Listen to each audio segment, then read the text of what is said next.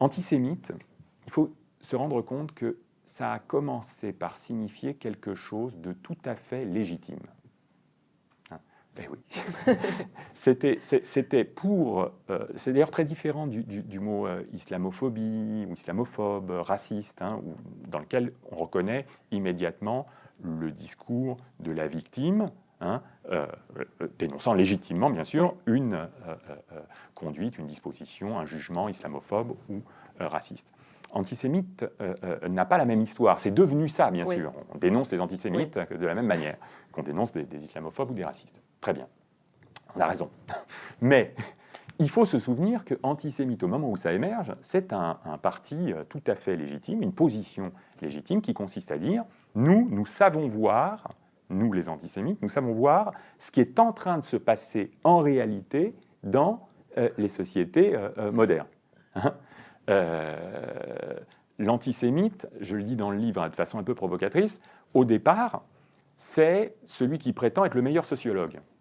C'est-à-dire celui qui prétend voir sous l'émancipation libérale des sous-groupes persistants, un sous-groupe persistant déréglant le jeu.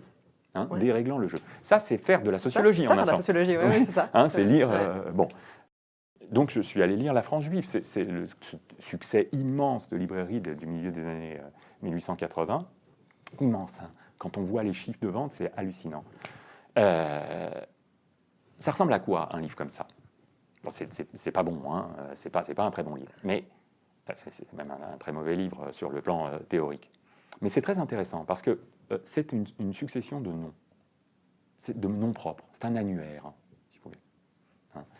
Et ça consiste à dire, regardez,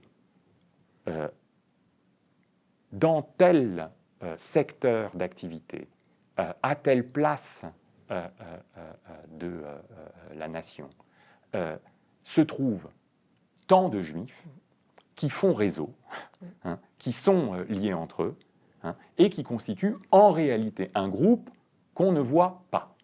Voilà. Moi, Drummond, je vous le révèle. Alors, ça, c'est la structure, en fait, du raisonnement. C'est la structure du raisonnement, et elle est intéressante parce que les sociétés modernes ont bezoin de sociologie. Oui, de voir les réseaux, de faire apparaître les... Exactement, ont besoin de sociologie, ont besoin de comprendre que l'État n'est pas, comme je le disais tout à l'heure, face à des individus. Il est face à des individus socialisés, il est face à des groupes, et ces groupes existent. La différence entre de la vraie sociologie et l'antisémitisme, elle est évidemment majeure, mais elle doit se construire par un surcroît de lumière sociologique, par une compréhension de ce que sont les groupes. Et elle ne doit pas éviter, à mon avis, encore aujourd'hui, de nommer ces groupes.